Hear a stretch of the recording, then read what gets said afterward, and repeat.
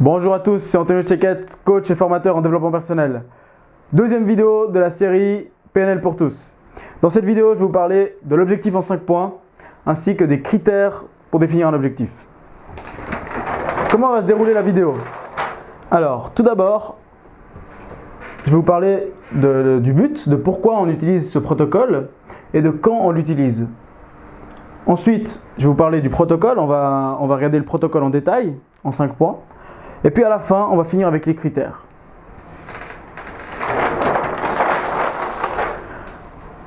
Le but. Alors il y a deux buts principaux dès qu'on doit faire ce protocole.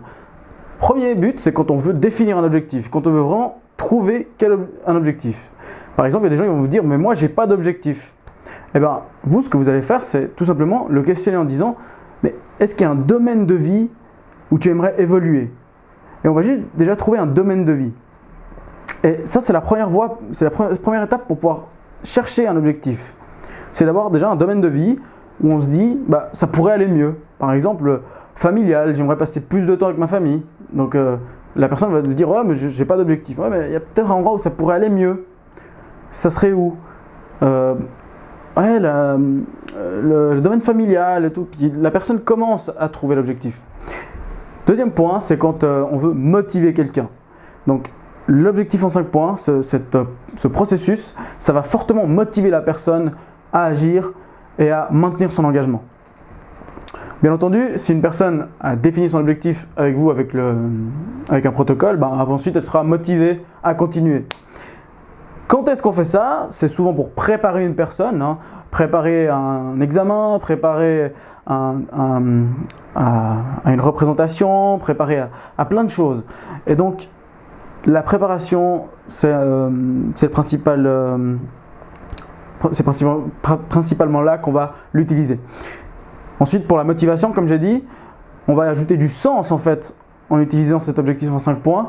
On va ajouter du sens dans l'objectif et du coup, le sens va rajouter du plaisir et le plaisir va rajouter de l'énergie. La personne va mobiliser une énergie beaucoup plus grande en fait pour accomplir cet objectif.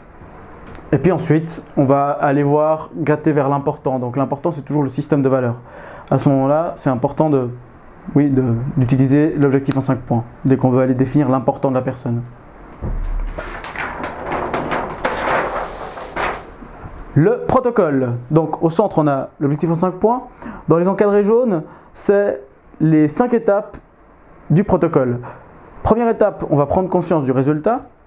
Deuxième étape, on va prendre conscience des conséquences. Troisième étape, on va prendre conscience des alliances. La quatrième étape, on va prendre conscience des comportements. Et la dernière étape, on va prendre conscience de l'énergie personnelle. Alors, première étape, conscience du résultat. Ici, c'est important de définir un domaine de vie. Par exemple, si on prend l'exemple de... votre objectif, c'est je veux avoir plus d'énergie. Ok. L'important, c'est d'intégrer ça dans un domaine de vie. Donc, il faut demander à la personne, ok, mais trouve un contexte. Si tu pouvais expérimenter ça prochainement, ça serait où? Peut-être la personne va dire, bah, au travail, j'aimerais bien expérimenter ça. Du coup, on a trouvé un domaine de vie, le professionnel. Ça va nous permettre en fait de pouvoir visualiser la chose. En PNL et dans la définition des objectifs, c'est très important de visualiser la chose. Parce que au final, c'est avec ça qu'on va créer. C'est avec la visualisation. Visualisation, ça veut dire qu'on va regarder, on va créer en fait notre désir de façon imaginaire, juste devant nous là, grâce à un questionnement et puis à l'imagination, on va créer ça. Ça va nous permettre, en intégrant également le VACOG, donc visuel, auditif, kinesthésique, olfactif et gustatif, c'est ce que j'ai dit dans la dernière vidéo, hein. Donc c'est les 5 sens, plus la visualisation vont nous permettre d'entrer dans un mode beaucoup plus émotionnel, ok, et d'entrer avec plus de précision dans le résultat. Ça va soulever des valeurs importantes. Donc, on va être avec plus de précision et la personne va voir avec plus de précision en fait ce vers quoi elle aspire. Ça, c'est important, la précision. Par exemple, si la personne se tient debout, vous dites debout, mais comment? Plutôt courbé, plutôt droit? Ouais, je me tiens plutôt droit. Quand tu respires, c'est plutôt profondément ou plutôt rapidement? Il faut vraiment décrire les choses en détail. Premier point. Deuxième point, conscience des conséquences. Ici, on va aller chercher la personne en lui demandant, en lui posant la question. Attendez, je reviens sur le point en fait, c'est que tout d'abord, on va visualiser de façon dissociée et ensuite on va visualiser de façon associée. C'est-à-dire qu'en fait, on va fermer les yeux et se voir dans la scène. Par exemple, si on veut plus d'énergie au travail, eh bien, on va fermer les yeux et se voir au travail en train d'interagir avec ses collègues pour intégrer le résultat. Voilà, deuxième point. Maintenant là, on va regarder l'important.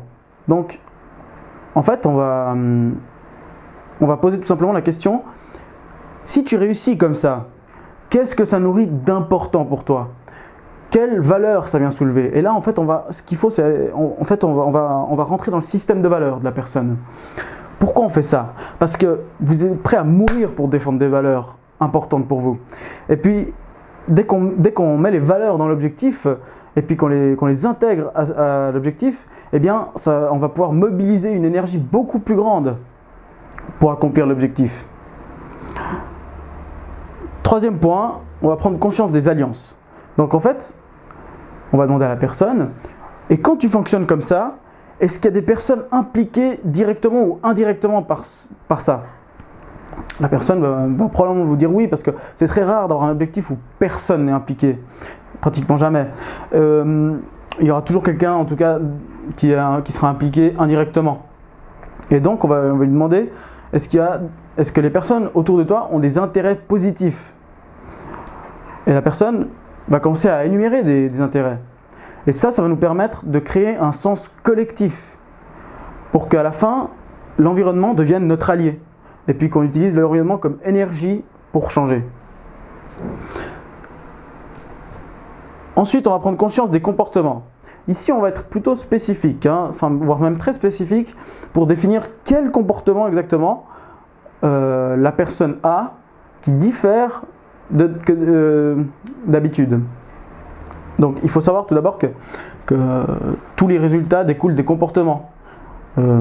N'importe quel résultat, c'est en fait la suite de plein de comportements enchaînés. C'est la loi de cause à effet. Donc, en fait, on va chercher des comportements spécifiques. Ce qu'on va demander, c'est quand tu fonctionnes comme ça, qu'est-ce que tu fais que tu ne fais pas toujours? Et puis on va chercher des détails vraiment dans la démarche, tout ce que la personne vous donnera sera bon à prendre.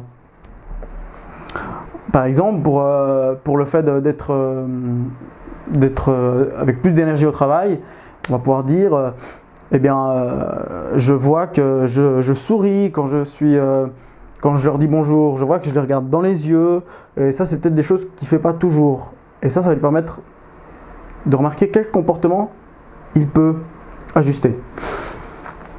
Dernière étape, avant-dernière, parce que cette étape-là va être importante pour la dernière. La conscience de l'énergie personnelle, l'énergie intérieure. Donc ici, on va rentrer dans un mode beaucoup plus ressenti émotionnel. On va aller chercher le ressenti de la personne. Donc en fait, on va lui demander, quand tu te vois fonctionner comme ça maintenant, qu'est-ce que tu ressens? Et la personne va définir une émotion. Peut-être qu'elle va juste dire, je me sens bien. Mais là, ce n'est pas suffisant. Il faut aller avec plus de précision. Il faut trouver une émotion.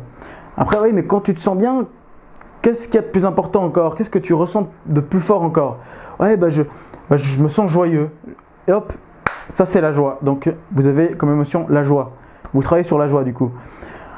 L'objectif c'est en fait de faire monter la personne dans cette émotion pour pouvoir ensuite faire la dernière étape. Donc comment est-ce qu'on va faire monter la personne? Elle a choisi la joie. Super.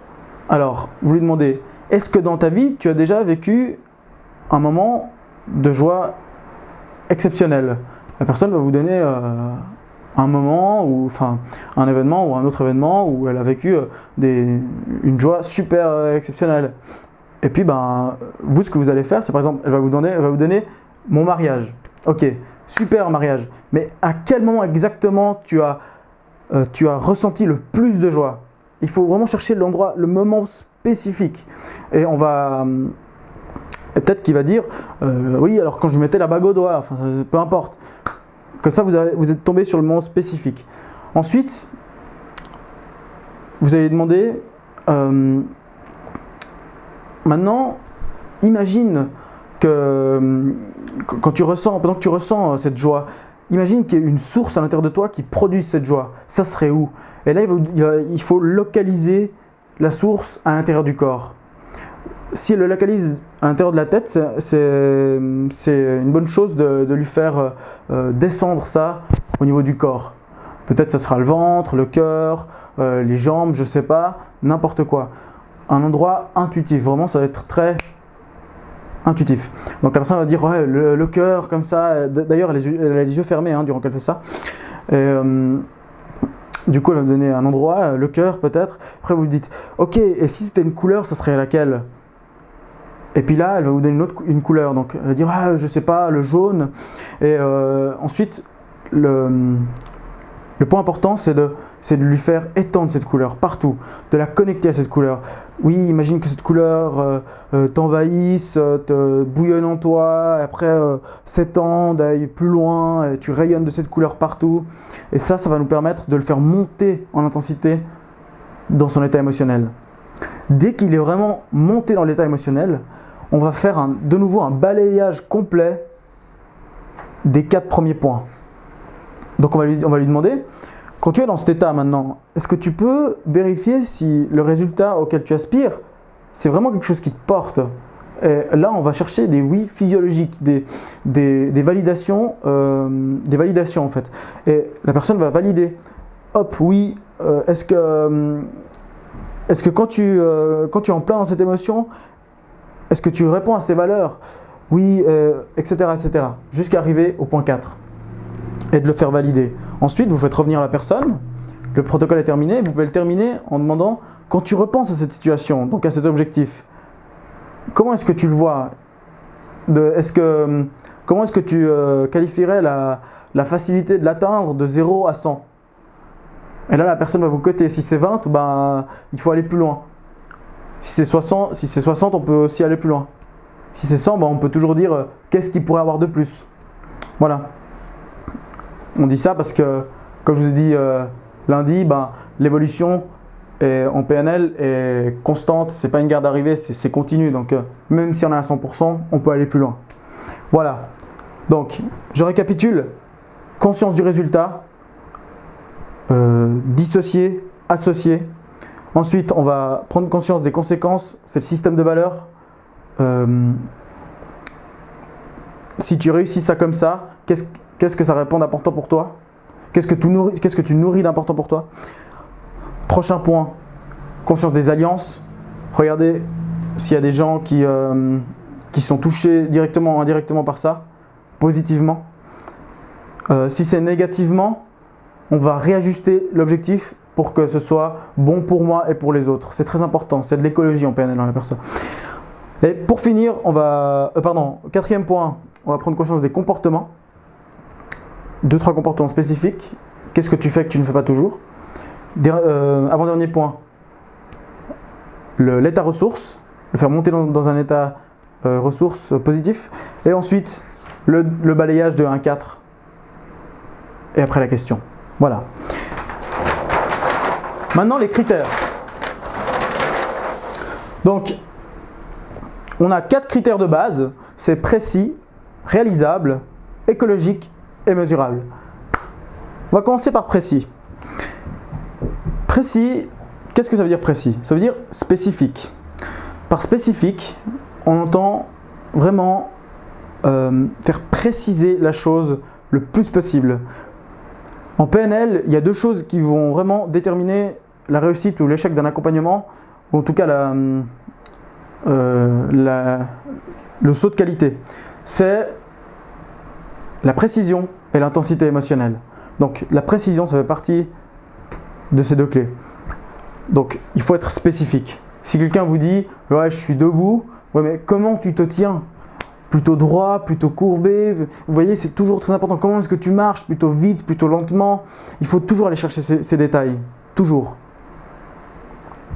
Ensuite, terme positif. Il faut que l'objectif soit formulé en termes positifs. Le cerveau droit ne connaît pas le négatif. Il ne le connaît pas. C'est pas qu'il se focalise dessus, il ne le connaît juste pas. Donc en fait, si vous dites j'ai envie d'être moins stressé, le cerveau droit, il va pas, donc c'est l'émotionnel, le cerveau droit, il va tout simplement éliminer le pas, ne pas. Donc il va dire je veux être stressé, je ne veux pas boire de l'alcool. Bah, c'est cool comme objectif, mais le ne pas n'existe pas dans le cerveau droit. Donc au final, votre cerveau émotionnel va comprendre je veux boire de l'alcool. Si vous voulez arrêter de fumer, je veux arrêter de fumer, il y a une notion de perte, de détachement. Et ça ne fonctionne pas non plus. Il faudra plutôt formuler un objectif du type je veux prendre soin de ma santé, je sais pas, je veux faire du sport, des choses comme ça. Pareil pour le poids. Il y en a beaucoup qui ont l'ambition de perdre du poids, mais il y a une notion de perte ici. Je veux perdre 15 kilos. Non, je veux mincir de 15 kilos. Ou en tout cas, il ne faut pas suggérer à la personne accompagnée quelque chose, mais il faut lui dire ok, mais quand tu perds du poids, qu'est-ce que tu fais exactement? Quand tu vas arrêter de fumer, qu'est-ce que tu vas obtenir exactement? Pour que la personne puisse d'elle-même formuler quelque chose de positif. Ensuite, il faut un contexte, comme on a dit, pour pouvoir visualiser la chose. Il faut le contextualiser dans un domaine de vie. Réalisable. Il faut que ce soit atteignable malgré les contraintes. Il y a quelques contraintes qui sont inévitables. Les contraintes de temps, de météo, des choses comme ça. Et l'objectif doit être réalisable malgré ces contraintes. Donc en fait, ça revient au prochain point qui dit que ça doit dépendre de soi. L'objectif doit vraiment dépendre de soi-même. Je veux que mon mari m'écoute, ça ne marche pas parce que ça ne dépend pas de soi. Par contre, je veux tout faire pour que mon mari m'écoute, c'est déjà mieux. Je veux tout faire pour que mon mari m'écoute. Je veux tout faire. Donc, il faut se responsabiliser. C'est le premier pas vers la proactivité. Écologie, bon pour les autres. Donc bon pour moi, bon pour les autres, c'est ce qu'on a vu dans le point 3, dans la prise de conscience des alliances. Dans ce point-là, donc en fait, on va tout simplement regarder si c'est écologique, si les autres vont profiter, vont avoir de l'intérêt à ce que je change, peut-être que je parle mieux à mes collègues, que j'ai plus d'énergie au travail quand j'arrive à la pause. Qui est-ce que ça peut impacter? Ça peut impacter mes collègues, ça peut impacter les clients parce que après je serai souriant et donc ils vont plus acheter, ils vont se faire, on va se faire plein d'argent. Et puis ça peut impacter aussi ma femme qui est à la maison le soir, j'arrive avec plus d'énergie, je suis plus content, j'ai passé des plus belles journées, donc elle aussi elle sera concernée. Et là on peut aller chercher très loin. L'important c'est que ce soit positif et que ce soit win-win. Relation gagnant-gagnant. Pas de conséquences négatives. Si c'est négatif, on va chercher à ajuster pour que ce soit gagnant-gagnant. Voilà. Ensuite, dernier point, on va voir que on va vérifier que cet objectif soit profitable à court, mais aussi à moyen et long terme. Quelque chose qui est bon, qui est positif à court terme, mais qui à moyen et long terme est négatif, on va appeler ça en PNL une erreur de jugement. Par exemple, manger du chocolat, c'est super bon. C'est super bon de manger du chocolat. Vous mangez du chocolat, c'est fondant, c'est sucré, c'est très bon. Par contre, si vous mangez à moyen ou à long terme du chocolat, vous risquez de devenir obèse, d'avoir une santé assez médiocre, à force de vous nourrir que de chocolat. Donc vous voyez, on va prendre en compte le moyen et le long terme pour pouvoir finalement ajuster et avoir un objectif qui est bon à court, moyen et long terme. Mesurable. Ici, ce qui est important, c'est de définir des critères d'accomplissement qui vont nous permettre de savoir si oui ou non on a terminé l'objectif. Parce que sinon, si vous ne faites pas ça, vous risquez d'être en quête perpétuelle vers une chose que vous ne savez même que vous n'atteindrez jamais. Donc c'est très important de dire quand j'aurai fait ça et quand j'aurai constaté ça, je saurai que j'aurai réussi l'objectif. Et puis c'est même important de le faire de façon interne, donc de se dire oui, alors quand je vais ressentir ça, je sais que j'aurai réussi l'objectif. Et également de façon externe, que même si quelqu'un qui nous voit passer dans la rue peut nous dire qu'on a réussi l'objectif. Donc, nous fixer des critères à niveau interne et à niveau externe. Donc voilà, moi j'ai terminé la présentation, deuxième vidéo, j'espère que ça vous a plu. En tout cas, vous avez vu ici, on s'est amélioré au niveau de la logistique, j'ai acheté un paperboard, un micro, voilà, ça a l'air de marcher. Alors, je vous remercie d'avoir regardé cette vidéo. Aimez cette vidéo, partagez-la. Abonnez-vous à ma chaîne pour les prochaines vidéos. Je vous donne rendez-vous à vendredi. Bye!